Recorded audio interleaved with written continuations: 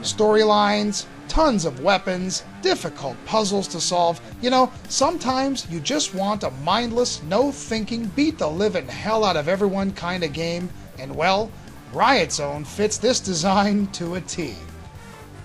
Back in 1993, I was extremely excited to see this side-scrolling beat-em-up advertised for the Turbo Duo.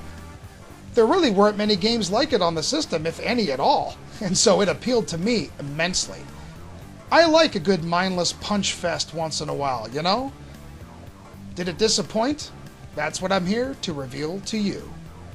Before the title screen appears, we see a quick cutscene setting up the paper-thin storyline. In a nutshell, Hawk and Tony work for the New York City Police Department. But when the Dragon Zone kidnaps Hawk's girl Candy, ah yes, sweet, sweet Candy, it becomes personal, and it's rescue time. Aw man, right off the bat is a misspelling. Where's that? Ugh. But it seems to be the only one in the game, so we'll let that slide. Let's move on. Initially, Hawk was going to go it alone, but Tony makes it perfectly clear that he plans to help out his friend, and they set off together. Alright, now much like classic console beat-em-ups like Streets of Rage for the Sega Genesis, Riot Zone is going to be cooperative play for a double dose of whoop-ass. Ha ha ha, yeah. Oh, wait a minute. I don't see a two-player selection here. The manual even says, 2 heroes take up the challenge to fight. Yep, 2 heroes. But only one at a time. Riot Zone is only a one-player game. Sigh. Why am I bringing this fact up first in the review? Because the idea that this game does not have a 2-player co-op mode is just absurd. Even Double Dragon, one of the pioneers of the genre, had a multiplayer option. Riot Zone just screams out for this, but the pleas were never heard. Now Hawk has somewhat faster punches, and Tony has a more unique standing still jump kick. Otherwise, they're both essentially the same. Right off the bat, you will think of Final Fight, as it bears a striking resemblance to this awesome classic coin-op Capcom game. Man, that's hard to say. The energy bars are in the same place, some of the sound effects are similar, enemies leave behind items for you to collect, and the stage structure is very common. Your character has a few different moves. There are typical punches. Getting close up grabs an enemy for a good toss.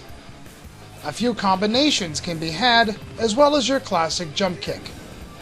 Each character also does what the manual calls a killer technique, knocking out all enemies around you.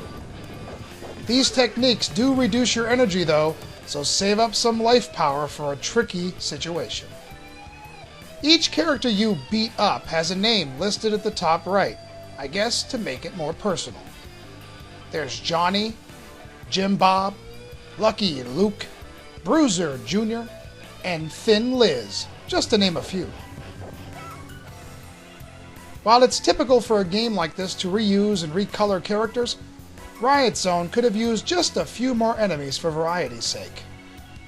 Often these enemies also leave behind items that replenish your energy, such as ice cream, chicken, and potatoes.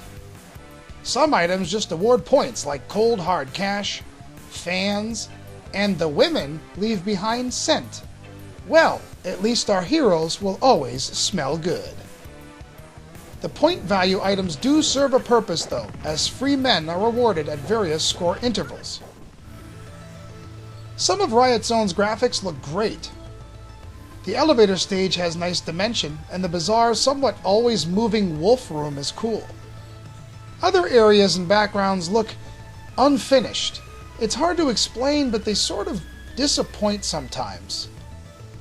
The characters are all pretty large, and I detected no slowdown. There are a few neat animations in the game too, but then you have things like Tony's walk. What the hell, is he deformed or something? The punches, slams to the ground, and various screams are all pretty well done.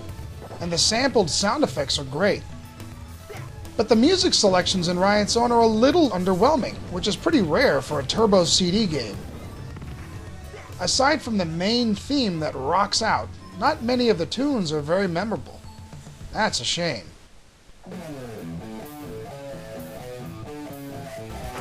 Games like this usually have a few quirks in defeating enemies.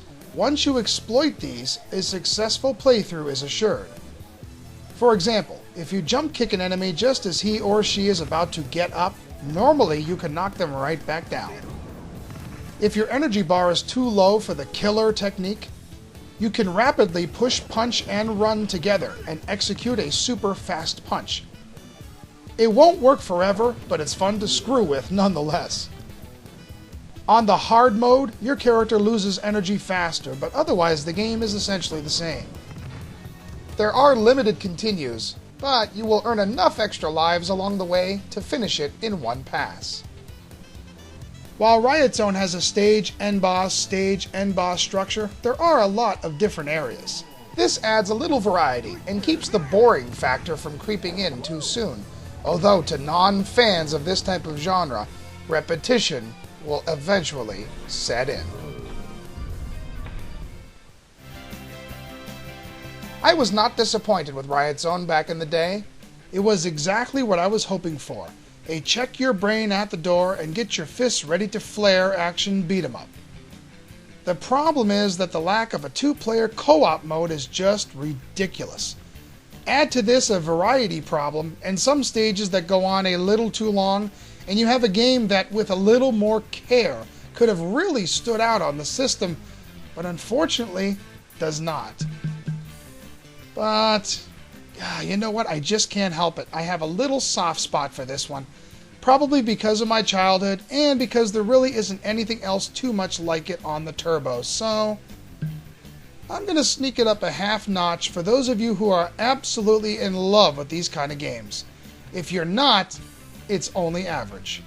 Riot Zone, a marginal 3.5 Super CDs out of 5.